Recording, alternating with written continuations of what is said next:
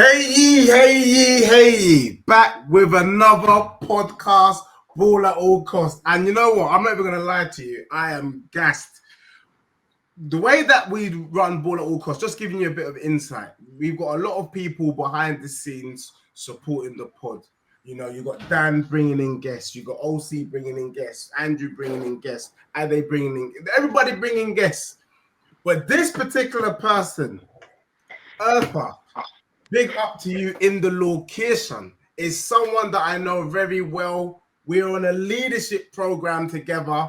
And guess my surprise backstage when I've seen Eartha in the building. So I'm just delighted and excited because I know that this is going to be a bonanza. But just to be clear, we are not skipping the well-being checks. And no doubt those listening will be interested to hear how I'm feeling about, in general, Arsenal just winning lastminute.com, and that's a yellow card to myself. But right about now, the way I'm feeling, I'm about to get sent off. It's the honest truth. But before we get into it, let's do the checks. I'm going to start with Dan. Dan, how are you, my guy? You know, I'm good. I ain't got too much to moan about. Life's good. Football was good.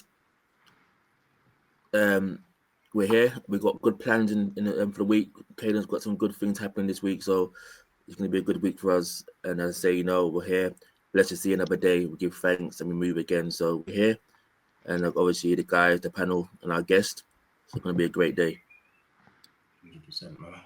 I feel that. And Ade, we're going to come straight over to you before inviting our guest. Definitely looking forward to this show. They just told me a lot about the guest that we have on today. So, it's exciting times. Very happy after that 2-1 win that we got away at Newcastle. So, yeah, it's all thumbs up right now. Thumbs up. Thumbs up. So at least Ade is contextualizing when the recording has happened to see him shaking his bum violently. Pause. Eartha, how are you before I talk about how I'm feeling today? I'm good. Firstly, thank you for having me. Really excited. I know it's been a long time coming and scheduled hasn't aligned, but nothing before its time. Been a busy summer, managed to get some well-needed rest the past week. So yeah, ready to crack on and just sort of the last quarter of the year. But yeah, really excited for this chat and hearing some more commentary from you guys and just kicking it. Yeah, man.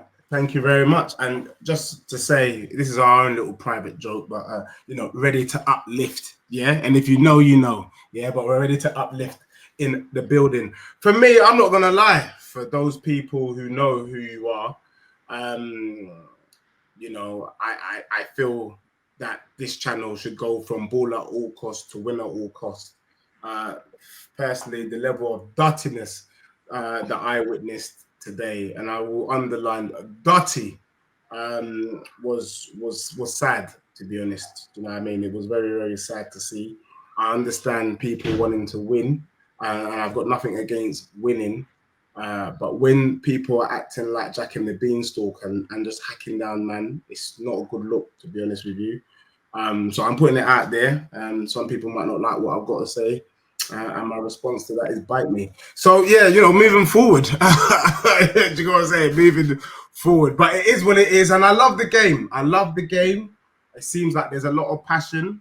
There's a lot of love. And people try and pretend that it's kids football. But judging from what I saw today, it's gone beyond kids football. And, it's on. Yeah, when we see you again, it's on. Know that. Okay, yeah, so let's be polite. Let's move forward. But those know I am fuming, but I'm not going to let that be a distracting factor. So we're getting into it. I think it will be good for people to know what I know and Dan knows, about you. But I think it would be really lovely if you could kind of set the scene as to who you are, your organization, and and how you've got to where you are today, because I think that kind of arc would be amazing. Okay, well, I'll just really give you a top line. So those who don't know, my name's Eartha Pond, and I am the founder of a charity called the ESP Foundation. So we work with young people in education, sports and policy. It's really the three areas that I've sort of worked across for most of my life. So obviously I know Dan from my sort of educator's hat in terms of working and nurturing young people. The sports pillar, so in terms of how it links to this, so I signed for Arsenal at the age of 12, played women's football at the highest level, you named it, won the FA Cup, Premier League, played in the Champions League, played pro in America. And then most recently, in terms of that football link, I'm non-executive director at the FA, so I was an independent on women's board, and I'm also one of the directors of the Black Footballers Partnership, so really just looking at the data, the research, the impact of sort of Black players, male, female, in the game, from administration to on the pitch, and really trying to close those gaps and making progress. And then the policy side of things, it's really about how we use in policy to impact change. So actually, I'm an elected councilor in Westminster. So I've been elected for the past 3 terms. I've been in office for 12 years, and I currently chair the constituency of Queen's Park. So for me, there's so many hats that I'm sort of juggling, but it's really just about how we're making progress, how I'm making sure that, I guess, voices that are not being heard in those different sectors are making it to the decision-making table. But my main passion, and I guess my vehicle that's allowed me to navigate those different spaces confidently, is the game of football. So yeah, like I said, signed for Arsenal when I was 12. At that age, I was already playing men's football, under 23s. So by the time I transitioned into the women's game, it was a little bit of a piece of cake. So yeah, loads of different barriers, navigating different paradigms. But yeah, it just has really allowed me to see different lenses and really trying to close those gaps, as I said, in terms of supporting young people through the work of my charity to I guess, find their why and enjoy the spaces that they're in, for sure. No, I love that. And I think I'm going to have to start first because a couple of things kind of jumped at me. And anyone who watches this podcast and knows that I'm AKA Mr. Bundler, because I like to bundle questions. The first question I have for you, though, is you talked about making progress. From your perspective, knowing the grassroots game, but also knowing the professional game, the kind of rise of British football, British women's football in particular, what's your view? Are we making progress? I think in terms of participation and people engaging in the game, we're 100% making progress. I think in terms of the barriers that I've seen when I was younger and throughout my playing career, they still remain and are consistent. I think for me, it's really about how we're making sure that if there is talent in the game, they get to where they're supposed to be in terms of that playing at the highest level. I'm not too sure we've cracked that yet. I think we're still at a place where if you've got access to it, then you get there, rather than if you're the best player or the most talented player, are we making sure we're nurturing those talents and ensuring we're offering the equity piece? I think that's the bit we're still not there with, in terms of making sure that we're doing everything we can for that player to get to, I guess, the best version of themselves. And then I guess lastly, in terms of from a national game, we're doing a lot in terms of schools. We're doing it a lot in terms of referrals. So obviously we've got the ETAs that we've had. We've got programs like Discover Our Talent, where you can refer players to get into that system. But then once they get there, for me, is that space culturally competent? Are they ready for those different classes of players that are coming into that space? And I'm not too sure we've quite cracked the code on that as of yet. But in terms of the traffic coming through, we've definitely made progress. Yeah, no, and I feel like maybe you're the right person to kind of have this conversation with, because, you know, Ballatallcost, we're all dads here, mothers who believe that our children have something and are trying to kind of navigate this space. One of my biggest bugbears at the moment is technical over profile. And I'm not going to lie to you, it feels like there's a shift, but even in this shift, I don't know if I can see the positive in it. And I'll just call it out, because I've spoken to a number of scouts, especially for the bigger clubs. When I'm saying the bigger clubs, Cat 1, at the moment, it feels like they want big, black and strong. And I don't know how I feel about that, because for me, football is about being technical. Maybe I have a biased view because my son isn't big, black and strong. He's strong, short and fast and black. Do you get what I'm saying? And so I'm seeing that kind of disparity going on, and I'm thinking, like on the one hand, there's opportunity, but the opportunity is not really making sense, and I feel like it's perpetuating and it's almost creating like another barrier and another pigeonhole where you have to be of a certain profile for you to be given the access. And you're talking about access, and I'm seeing players are being blocked because they're not a certain characteristic or profile. Your thoughts on that, please? Yeah, for me, that's how it's always been. Unfortunately, we've got to remember football's a business, right? It's a game. They wanna win. They want to progress. They want to be the best from the youth set up right up to sort of the first team. And when you're talking about that demographic and profile of player, you tend to see like players who are born later on in the year, which means they've got an extra period for growth. But then also the sad thing about it is that transitions at the end of the game. In terms of, you look at or like the Football League now, the Premier League, it's almost 50% black. Once they're on the pitch, they're the main person. They're the one everyone's talking about. They're the asset.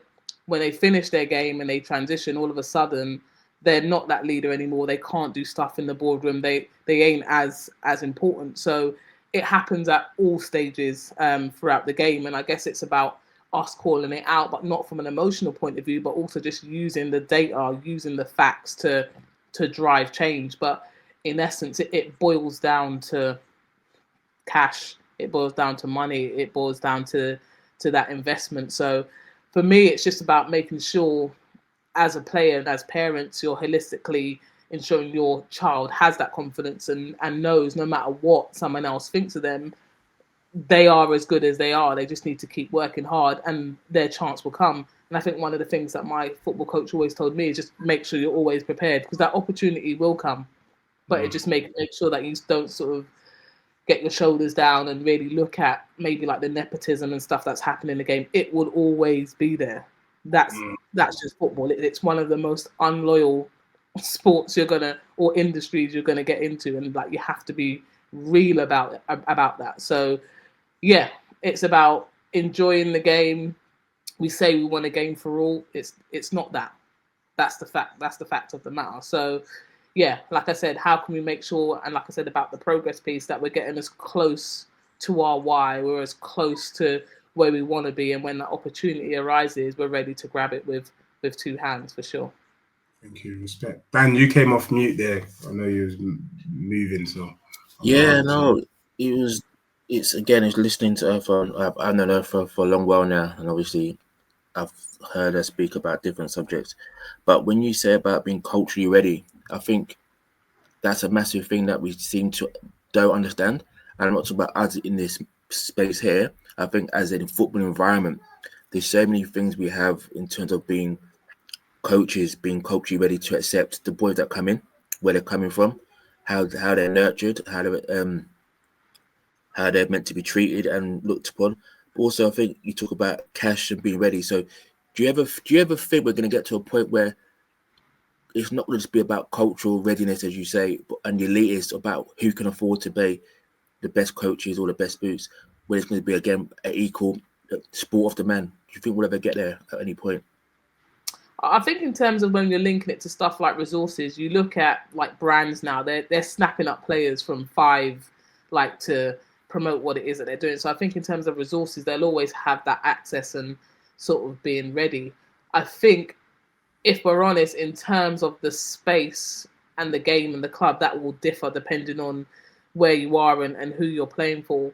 I think it's about understanding, and even though I'm talking about the culturally competent side of things, as a football player, really understanding the different paradigms, the different sets of players, the different starting points of where your teammates are coming from. And actually, you'll see there's a lot you've got in common rather than differences, but it's also how are we celebrating those differences and those nuances and making sure that people, like players, are thriving in that space and we're supporting them from an equitable point of view. So, yeah, I think the more we don't assume that clubs know or managers know or people know, and them also not being afraid to learn and get it wrong. Like, this is the whole point. Like, you don't know, don't act like you know. Like, be open to learning. And I think that's why, especially for me in particular, I've always had that sort of educator hat on. Like I always want to learn. Like I always want to be in that deep end. I always want to be drowning to find my way and understand. But I also recognize that two things could be right at the same time. So yeah, it's just embracing that piece for sure. Yeah, for everything you said, I think has been absolutely spot on. And I just picked up on one or two things that I would like you to touch a bit more on, because I think it's coming from all of our backgrounds, whether that be Black African, Black Caribbean, or somewhere, someone who's not from that background, if you've said to them, oh, the barriers that people from certain races or ethnic minorities face, they may not totally understand that. Even though it's more prevalent and people know about obviously different things that happen in the game, whether it be racism, whether it be bias and stuff like that, someone that's not from that background sometimes can find it hard to understand that. Would you be able to touch a bit more, coming from your position, though, at what those barriers are that, you know, young players, male and female, because obviously we've all recognised over during the women's Euros there was racism that happened, and a couple of their England players faced that, and sometimes I guess coming from a male position, you'd think, oh, does that actually happen in the women's game as well? Which obviously it does. So, you know, if you could elaborate on what those barriers are. That was the first one. And second one, when you say progress as the football, shall I say, federation is making progress, what is that progress look like to the average fan or the average parent or even the average player? What does that progress look like? So I'll tackle the first one, the second one first. In terms of the progress access, I think for me the one that's quite at the forefront is just being able to access the game. I think when the WSL started just over 10 years ago, a lot of the aspects of the game was trying to make it more professional, more matching it in line with the men's game, which means things like training was moved to men's training grounds, to Cobham, to Colney Heath. And then we looked at actually some of those inner city players weren't able to access that or to travel so far in terms of going to those training sessions, which means we ended up with a pool of players who could get there. So we didn't necessarily have the most talented team. We had the team that could get there, who were being trained and nurtured. And then when we look at that in terms of who's in terms of the inner city kids and the diversity, they weren't able to travel out. So after 10 years, we're looking at a pool of players that's not diverse. And then people are saying, oh, how come there's not black players? Or how come? It's because the players that they've been nurturing are from the Shires. And if you look at the demographic of those players, it's not diverse. So it's not necessarily saying those clubs haven't got them. Actually, the players that have been able to get to those clubs and train are not from a diverse community. So that's where we've ended up. So that's why programs like Discover My Talent, where now we've had to say, okay, who are those players? Like, if you know those players, refer them, send them in, so we can see like where those talented players are. And now we're looking at, if we look at the women's team in terms of even our national team, under 17s, under 19s, mad diversity. We're talking 50-50, 75, like we can see the talent is actually coming through. And I'll give you an example. We had, when we first started the Discover My Talent referral program, we had one player who came who we would have never found her. Like, inner city girl, didn't even have boots. Her brother passed his driving test that week, was able to bring her to the training. Best player by far. We never would have seen her. So that just like shows you in terms of like, we have to do that almost detached out. We have to go and find them where they are. We have like the unconventional way, because they're not traveling out, they're not engaging in that way. So when I talk about the progress, those are the sorts of things that I'm talking about, where we look at the Lionesses pushing for equal access in schools. So now girls are getting opportunities to play, like all of these things, they're getting more touches on the ball, the talent's improving. This is how we're making progress in terms of from a sort of participation piece. I think for me, where the progress is still a little bit slow is at that elite level now, right? So who's that community? Who's that advocate for that young girl? How are we making sure that she's got everything she needs? So, for example, one of the key things, even in my role when I was at the FA, I'm like, How do we make sure if we've got a really talented player that comes to us and comes to camp, they have all the resources that they need to perform? Like we saw, that girl didn't have boots. So when they come, can we make sure everyone gets boots and everyone gets a sports bra and everyone gets a hijab and like all the things that a player could possibly need to perform, everyone gets it, whether you've got it or not, because it doesn't look like, oh, you've been handed that. Like everyone gets it. So you look at like even like the investment from Nike now with the championship, every player gets a voucher to get boots. So how do we make sure even those things, when we're looking from a cultural point of view, you talked about Caribbean or Afro-Caribbean like households where they're coming from, we don't really let our children sleep out. So go into a camp, your girl child away for a week with who, in whose house, and who's. So all of these culturally things that are barriers that we don't really think about. That is why most probably we won't get the player at the top end. Like again, from a faith point of view, do they have church? Are they allowed to go and play on a Sunday?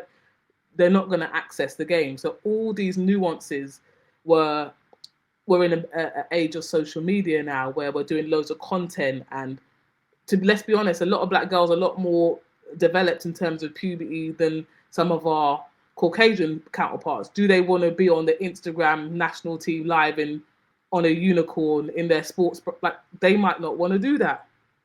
Like these are all the things that you might think, oh, they're just being silly or they're just not getting involved. No, culturally, that they don't want to do that. They don't want to go and do a pool session where everyone's splashing around and their braids are now wet and itchy. They can't go and just wash their hair and go. So all these sorts of things, we have to make sure that coaches understand it's not they don't want to do it or they're being defiant. Actually, there's a reason, there's a nuance behind stuff like that. And then back to the first question that you mentioned, I think I'm just trying to think the best way to maybe pose that in terms of like from a coaching point of view. I think we really need to come back to the business of football. I guess it always comes back to the fundamentals and the money side of things. Like as the women's game's growing and we're trying to close the gap and we're trying to make sure that girls are performing at the highest level, it's important to recognize that the club is a business. I can only, I guess, speak from a national game point of view. We're always trying to make suggestions or saying how we think things should happen for the well-being of the game and for the individual players, but at the end of the day, it's down to the clubs. We can only advise, and they'll quite happily say, there are players. Thanks for your advice, thanks for your input, but you don't own the player. You don't own our business. And they're going to do whatever they need to do for their business to succeed, for them to win. So, yeah. Yes, that to be honest, I think the last part of what you just said is kind of the shining light of everything kind of to do with football as a whole, whether it's the male game, the female game, the international game, the European game.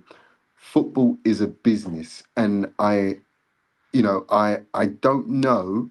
Sometimes as a fan, or just someone who enjoys to watch football, we fail to understand the business side of football. And I think that has to be more in the forefront of our minds in the decisions that we make. Nowadays, when you hear about a player going from one club to another club, or why did they sell this person or sell that person, you hear about PSR, you hear about financial fair play, you hear about balancing the books, you hear about so many different young players getting sold off that have come through the club, but because they're sold because it's all profit, so they can balance the books and then buy another player.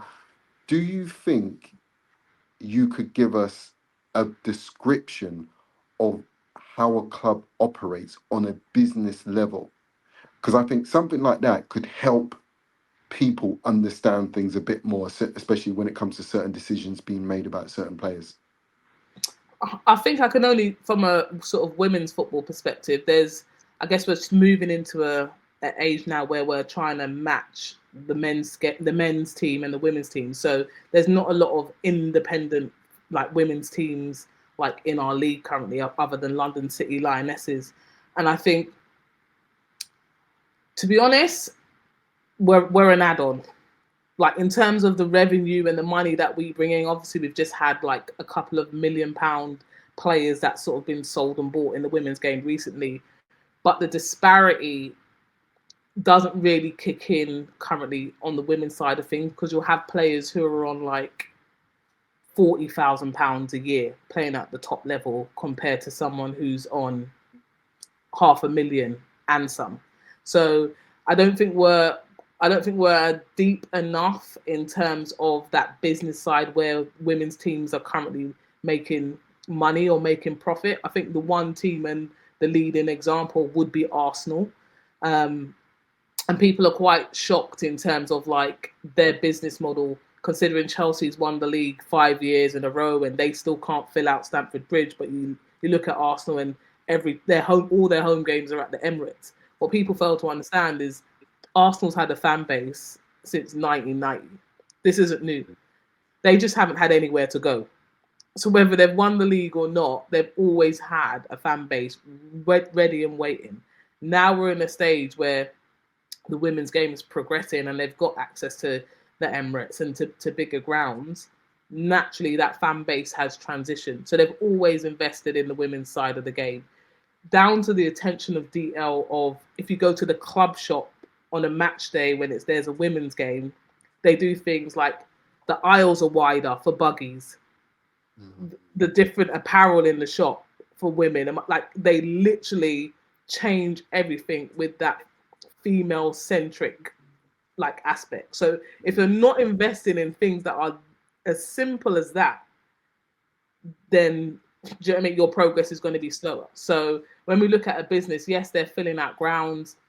I think when I last checked, Arsenal's already sold 17,000 season tickets.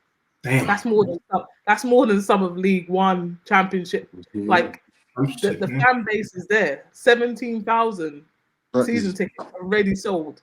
So the business model is there. So no matter what's happening on the pitch, the business aspect they're getting right. It's not necessarily bringing them profits as of yet, but we're getting there. They bought Olivia Smith, £1 million. If you don't have that investment, it's not going to come. But I guess the flip side of that is, and boiling it back to the business, they want to win. They want to be the best. So they're going to get the best players from around the world. And that's going to impact stuff like you talked about, fair play, etc. Our English qualifying players. If you look at the WSL, where there's predominantly international players, our youth players are not getting the chance to play up in terms of first team football. When we're transitioning in terms of our national team, they're not going to have the experience. So all those other national teams have got their first team players or their youth players playing in the WSL week in, week out, making progress. We're going to get to international tournament and our girls are going to have no experience because they've been sitting on the bench at a Man City or at a Chelsea because they want to stay at a big club rather than going out on loan. And if you look at it in terms of the differences in Europe, a lot of the like Dutch, the Spanish team, they're playing first team football from like 16. Straight. They're getting minutes, like I'm talking 4 times, like so many, like tenfolds. And this is why you look at their youth team and you look at their best players from a young age, they've been playing first team football. Ours are in big clubs, not getting minutes.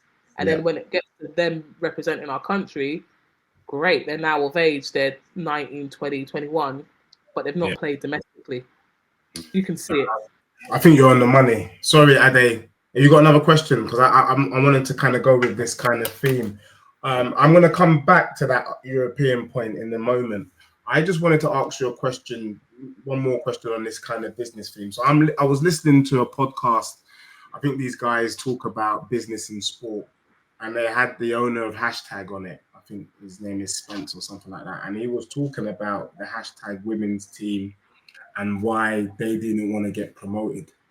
And that there was something, and you kind of touched on it, where they've got all these, it feels like the FA has put all these kind of barriers, like, and the barriers are away from football.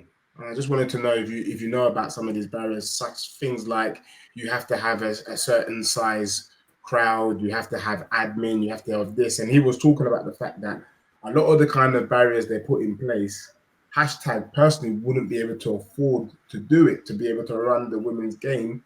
Yet the FA will say things like, yeah, look, you know, we've got all these women's game matches taking place, but really hashtag could compete, but they can't compete financially. I don't know if I'm making any sense, if you know the stuff I'm talking about, but could you just elaborate on maybe what he was saying so people can understand? Because on one hand, it looks great that there's having games, but the you know, like the team you mentioned, there could be barriers there simply because they can't afford to do some of or jump through the hoops that the FA want them to jump through in order to sustain the team. Yeah, I can a bit. I guess for us, it's about trying to again progress the game forward, and there's certain aspects of the game which just ain't fit for purpose, like the well-being side, like the medical side, the doctor side. Like we're trying to get into a space where people want to watch women's sport, women's football, whatever it is, but can we make sure that the resources and the admin around it also has that investment? So it's not just about investing on the pitch, actually making sure that the girls and the women are also being treated with that same level of professionalism that you would get from the men's or the boys' side. So where we have things like you have a ground and you have like turnstiles, or you have like people checking in. It's not about a man and his dog walking into a recreation because that's where they're playing. We want professional side, making sure each club has a doctor and has a physio. And you might think, oh, obviously that's basic. There are clubs who do not have these things. So we're trying to put things in place in terms of regulations so that it's a non-negotiable. Like you're not even getting to the starting line if you haven't got these basic things that are ensuring that the well-being of the players and the staff are in place. And you might think, but ain't these things there anyway? They are not. You'd be surprised at the simplest things that are not in place. So yes, people might see it as a hoop that they need to jump through, but actually if we're trying to raise the aspiration and the professionalism of the game, and you are really serious about investing, these are basic things that you will make sure that are in place anyway. It's not just about women's football's growing, let's just get involved in it. Let's, jump online and create a team. And no, like, let's make sure that there's systems in place.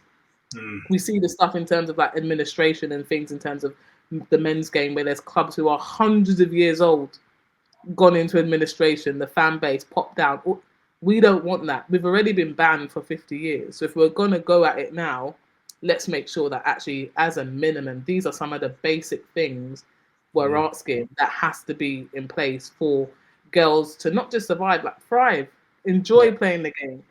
Do you know what I mean? There's incidents, there's, paramedics in case there's an injury. It's not a second thought. These are basic things that you'd find day in, day out that you wouldn't even think of in the men's game. And trust me, there's still loads that could be and should be, like in terms of in place. Thank you for clarifying, because when I was listening to that podcast, it felt like,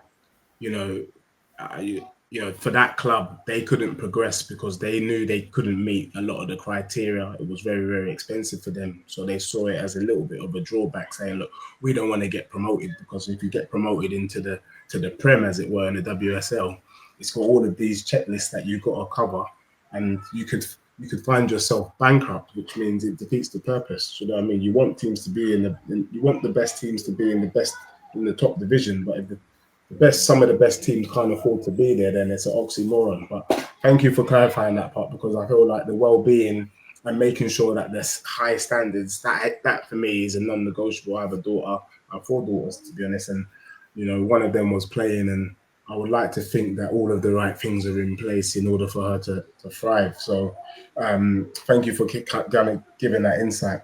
The other thing I wanted to talk about is, do you think there is a danger? Because the women's game really is ahead of the men's game, in my opinion. They're winning trophies. We talk about trophies being the important thing. So, the women's game is ahead. So why? But there's a danger that we're trying to chase something that don't work. It's broke up. The men's game is broken. And you touched on something that really struck or called with me. You talked about the fact that the talented players at some of the big clubs in England are not really getting the looking as opposed to their European counterparts.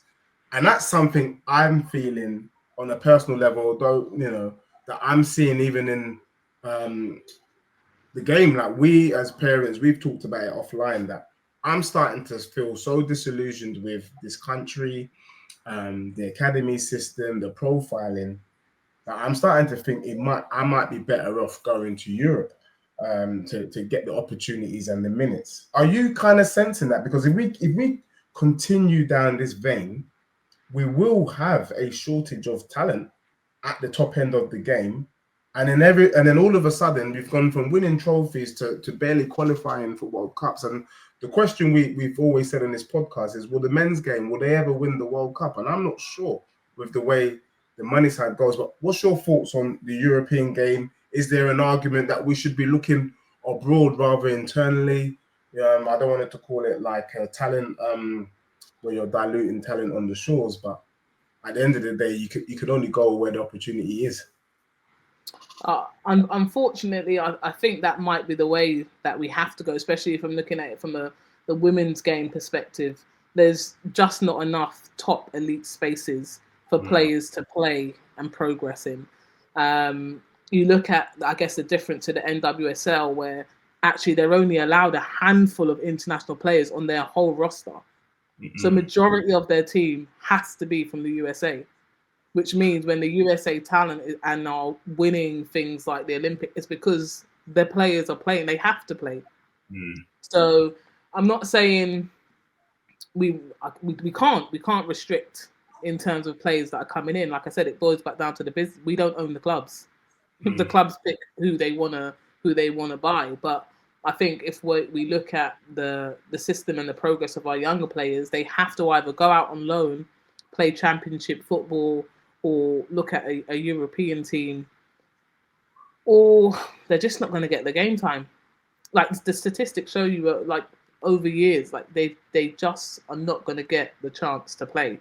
But again, how do you tell that player who is playing for their dream club or has signed to Chelsea, been there from under 8s and is now on the verge or playing for the under 21s and think they got a chance at the first team and have been sitting on the bench for years not getting a game?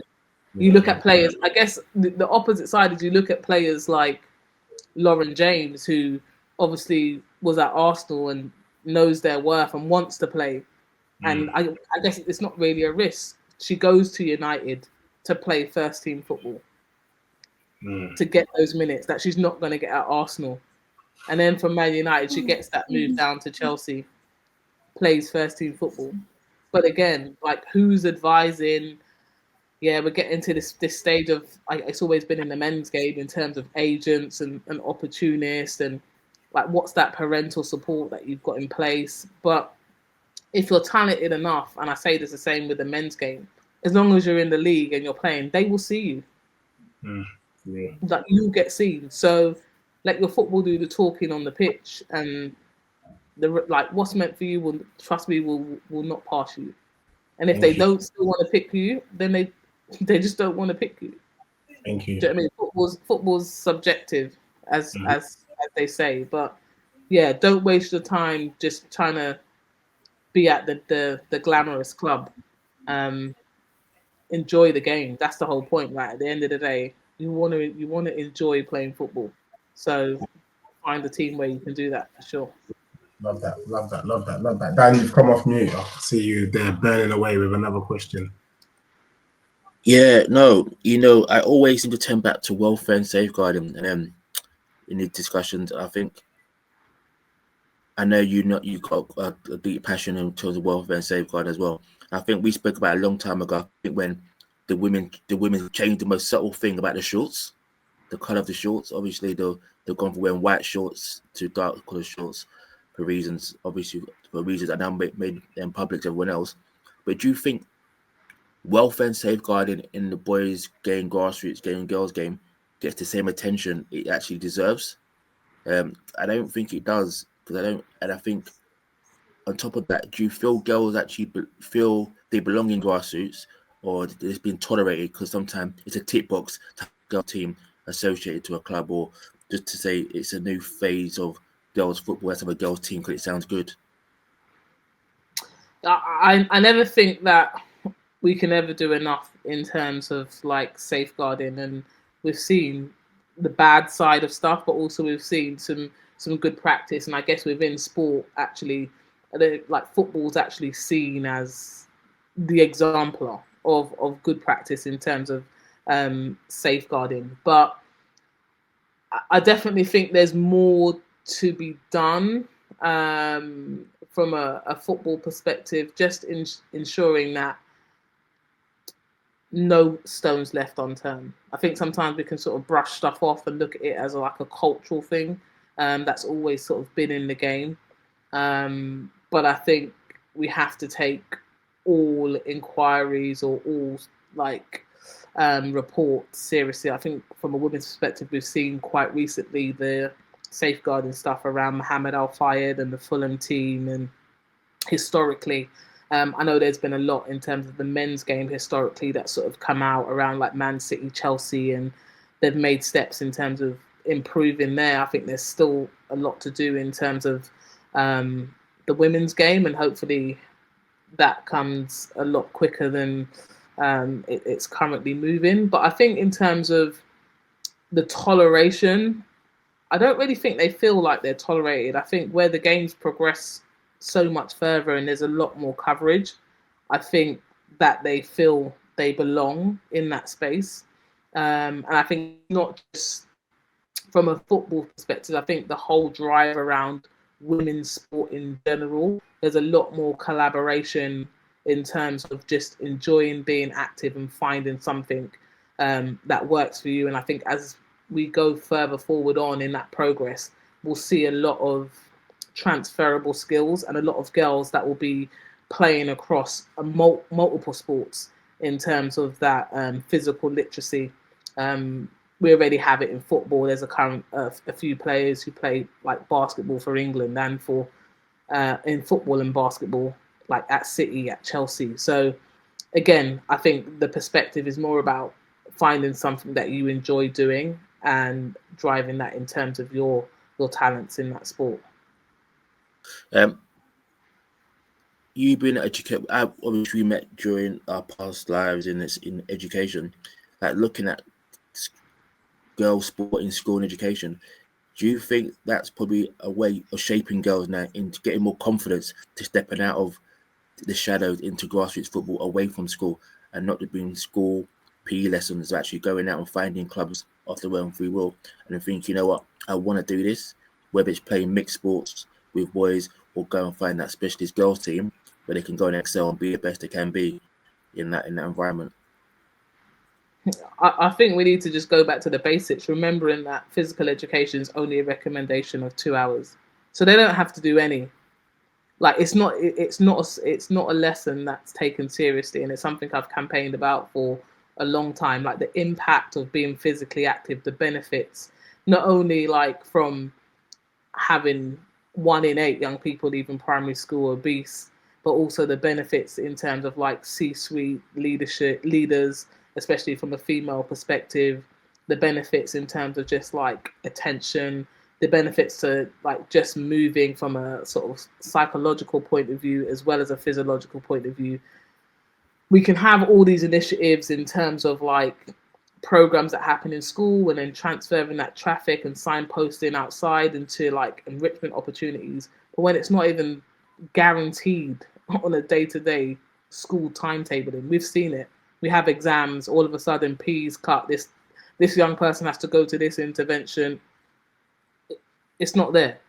So we can have all these things, but English, maths and science are the only core lessons that has to be delivered in schools. So until we actually respect and understand the impact and the benefits of physical education, I think we're just at a stop-start. Like the positives it can have, even in terms of like NHS and well-being. Like we're talking about saving money, cutting costs. This can reduce the budget by millions. So how important, like how serious are we about this? Like it has to be a core subject. It's a no-brainer, whether that's from an elite level or just participation. And I think that's even why we have like our program Girls Aloud that we have is about finding something that you enjoy doing, an individual sport, a team sport, coaching, analysis, physiotherapy. There's so much aspects to sport where you can get involved from different niches. We just show the shiny part, but actually, how do we get them to understand like the different nuances, that not just that physical side, but that the things that make all of those sports and activities tick. So let's start by making the subject even serious and valuing it before we can even get on to where we want them to progress in it. 100%. I feel like that's where the Americans have one up on us. You know, from the fact that they take it so serious to the pathways and the varieties of sport.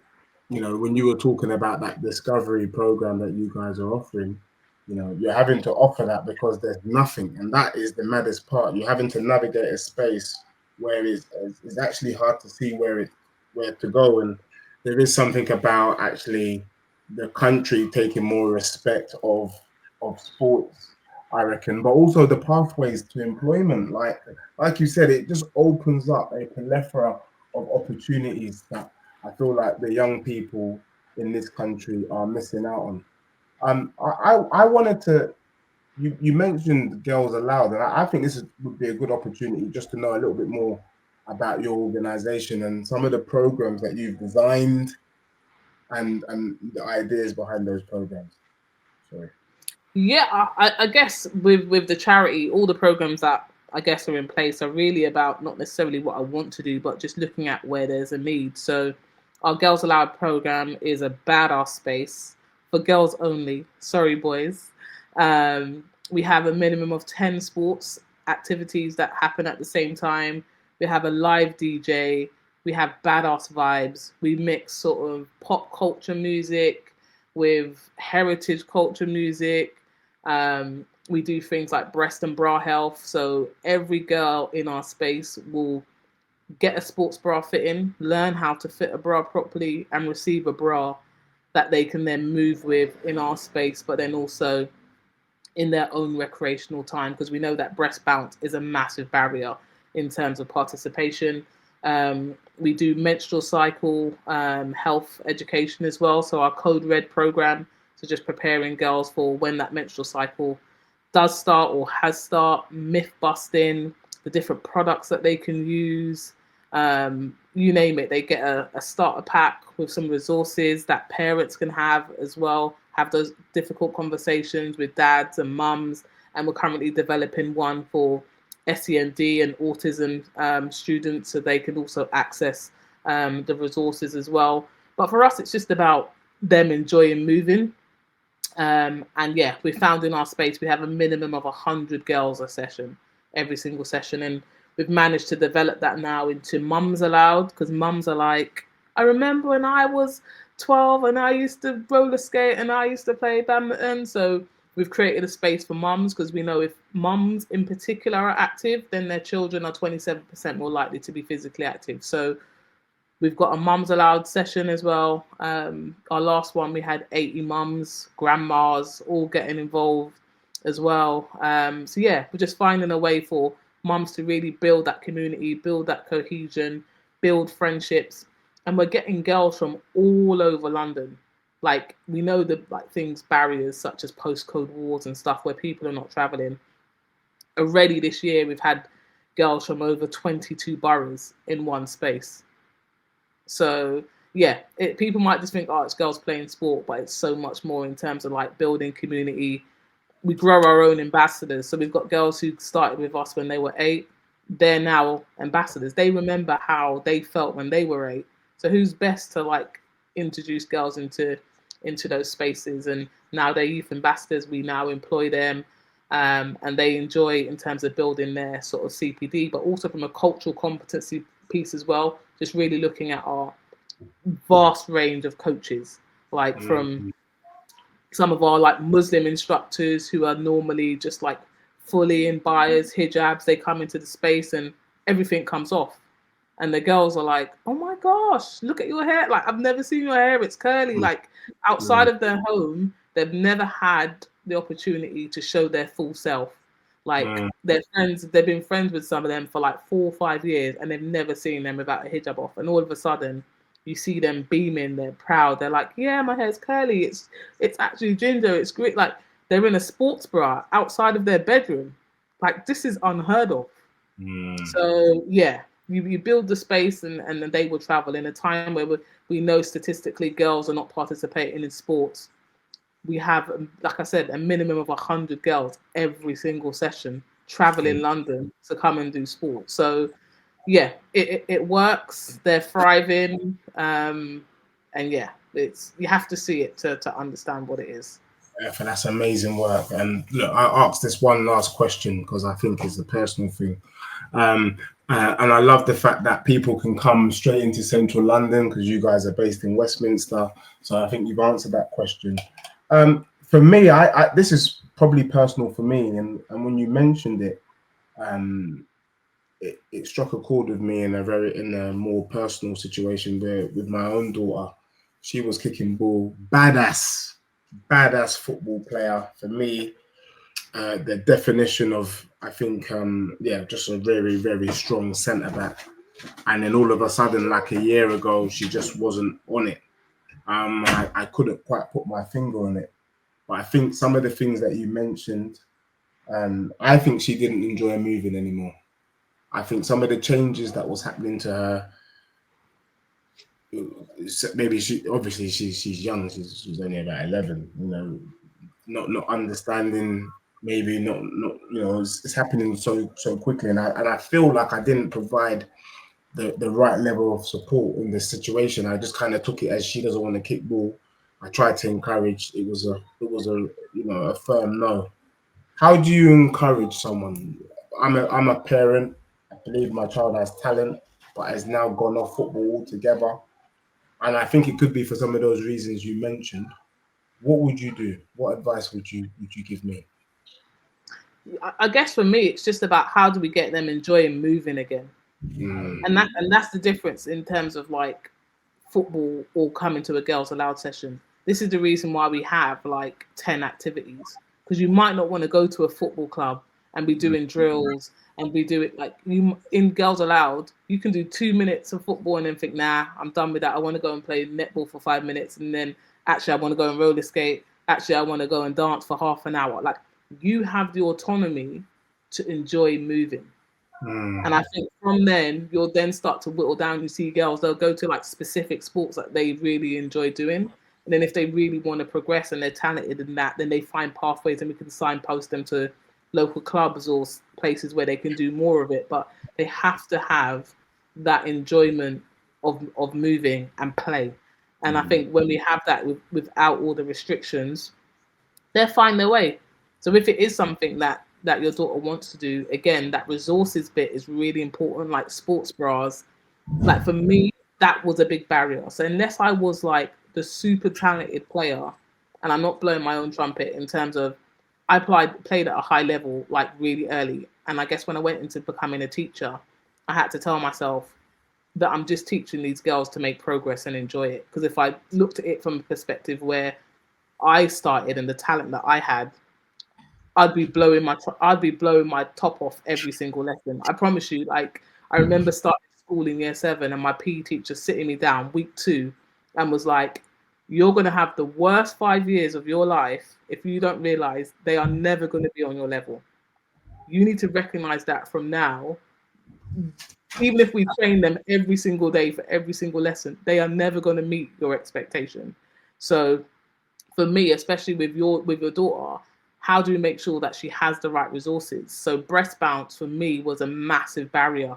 But because I loved sports so much, like I'm a Man United fan. I'm not, we're not doing that well. Yeah. We can cut it short on that one. Yeah. Right, but literally, like, I was a football fanatic. So that's why there was no barrier that was going to stop me from continuing playing. Like I could name you the Man United squad down to the physio, to the kit man, to the third. Like I could name you that whole post that I got from Match magazine. So even if like there was a barrier of like breast bounce, I found a way.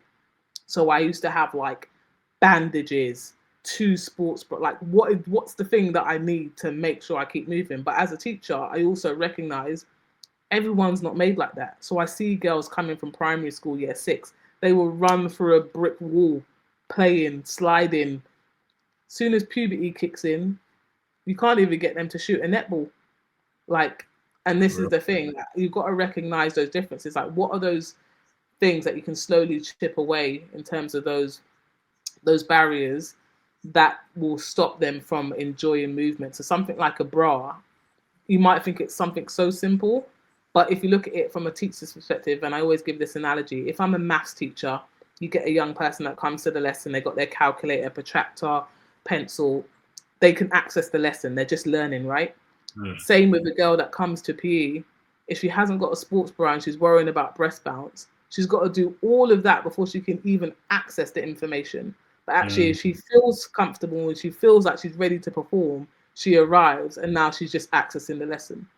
So right about now, we've got cohorts of girls who are not even arriving to access the lesson. They're worrying about how they're looking, how they're moving, how they're fit, before they can even get the information, before they can even do the drills or do the start of the lesson. So how do we get to a point where I know, like Daniel mentioned about even having darker shorts on, how do I make sure she's got, okay, darker shorts, got a sports bra, got all the things that she needs. So when she arrives to me, she's ready to engage in, like, we're ready to do the lesson. So all those things, anything that you can do to support them just being ready to do the lesson, I'm always trying to find a way, like within our sessions, whether that's period pants, whether that's sports bras, whether that's a language barrier where I was I've done a Google Translate so that there's keywords in a different language. Like, how do I make sure that they can access what it is that's trying to be taught or delivered?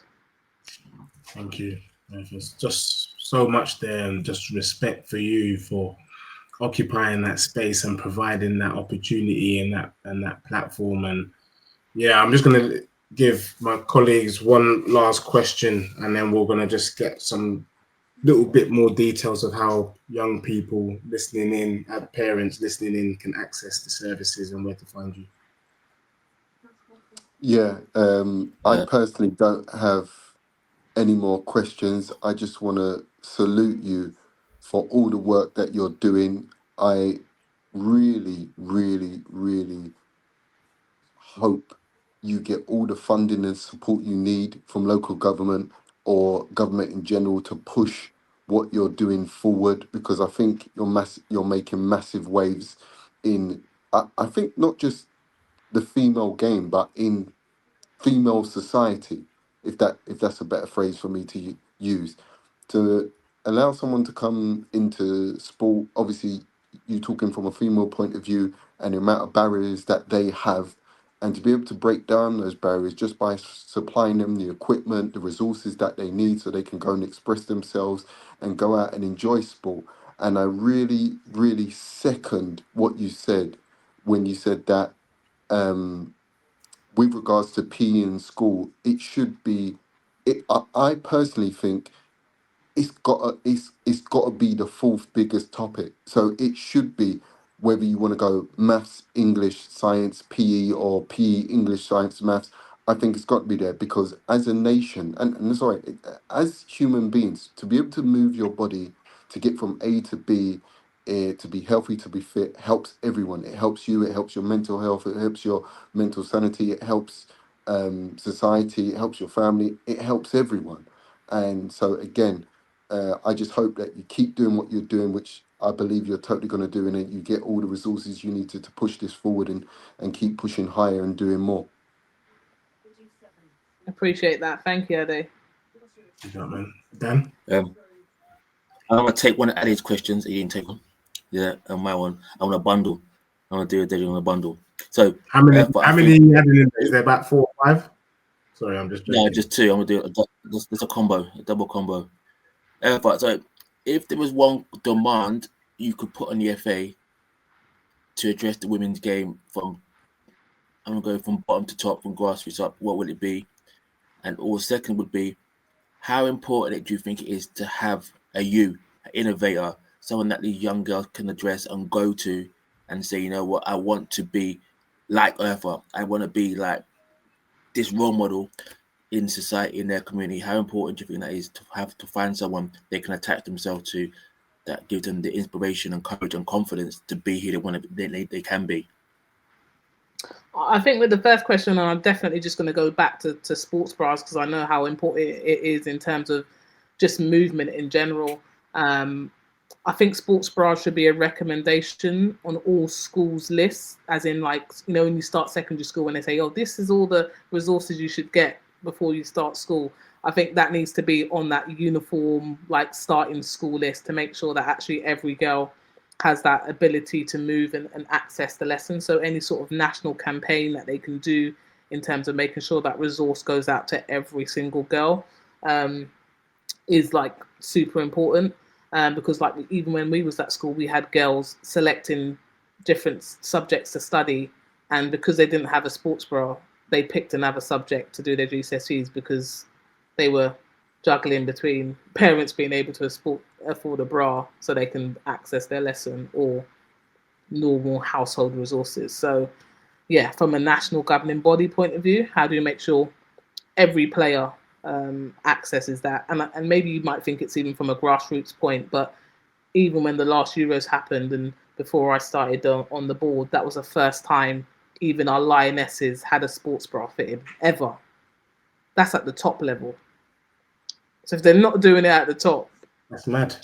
Jennifer in Coventry is definitely not getting it. So we need to make sure, like, this is a non-negotiable. And I guess the second one is, really, I wouldn't really want to say like have another Eartha. I guess for me, it's always looking at, okay, what am I doing well? What can we take from that, and how can I continue to, I guess, break that glass ceiling, right? How do we continue making progress? How can I do something more in terms of like the next generation, and just using those foundations of what even people before me have like put in place, and making sure that consistency, I think that ability to continuously show up is like underrated, and really undervalued. And I think once we have those consistency, those key attributes, that can help build trust, then we continue adding other stuff. But let's do the small things well consistently. I think that's really important. Alpha, thank you so much. We're on the same kind of leadership program. I have to say, just spending time with you today, I'm in awe of you. I'm in awe of the work that you're doing. And I am just putting it out there, praying that you'll continue to shine, that you'll continue to be seen, so that you can keep doing this important work. The whole time I've just been sitting here, I was like, I wish I met you 18 months ago, honestly. Because I really do feel like in my personal life, but also outside, I'm just thinking of people that I work with, they need to touch base. And so I get Dan's question, how do we get another, we need to touch base with you. And I think there's something about us being supportive and definitely doing our little bit, because you're already doing big things. But even if we can do one thing, one small bit from someone listening to this podcast, then they need to be definitely tapping in. And so I think, so yeah, just all love and thank you so much for you and also the great work that you're doing. Honestly, I mean that from the bottom of my heart. Can I just get some can we just get some information? This is an opportunity for everyone listening in. Please give us your comments, like and subscribe. But where can people locate you? I'm all the way out in Essex. You're down in Westminster. I'm gonna have to get the Elizabeth line. You know them ones. How do we access your programs? What are the timings? What are the days? So that if anyone just wants to pop by, we can just pass through. Mm-hmm. Yeah, so in terms of like social media, ESP_FDN across different platforms. Majority of our programs and deliveries take place on a Wednesday, and that's for a specific reason. Young people, beginning of the week, can't remember anything. End of the week, we're not battling with their Fridays, so we have a workout Wednesday. We know it's in the middle of the week, we get time to remind you. We're not battling with your weekends. And yeah, the Wednesdays is keeping it consistent in terms of getting girls active. You say you're out in Essex, but we do our program wherever we're needed. So we do stuff in South London. We've done stuff in Manchester with Man City. We've done stuff in Birmingham with the youth service. So we know it's really a need that's national. And for us, it's really about just sharing that blueprint and hopefully just being able to signpost into different services. So yeah, the website, espfoundation.co.uk. Drop us a message. We're happy to get involved in terms of like inquiries. And for us, it's just about how do we just get more young people finding their why, like through our different programs. So yeah, we look forward to hopefully working with a lot more young people. And I guess that's the reason why I left my cushy, secure job, really, to get things done, right? I can be in a school with our 1,200 kids just doing it, but actually there are thousands of kids who could also benefit from the work that we're doing. So I don't really see it as a sacrifice, but yeah, for me, it's about jumping out, not ticking boxes, and just, working towards our purpose for sure. Word. And make sure, and we're going to put the link and all of that information in the description. But yeah, what a show. What's some insights. And thanks again. And thank you to my colleagues, Ade and Dan. Dan, you got a last little bit there. Before we get Eartha to go, we've got to do an end of show thing. Who will she recommend and who can she get for us?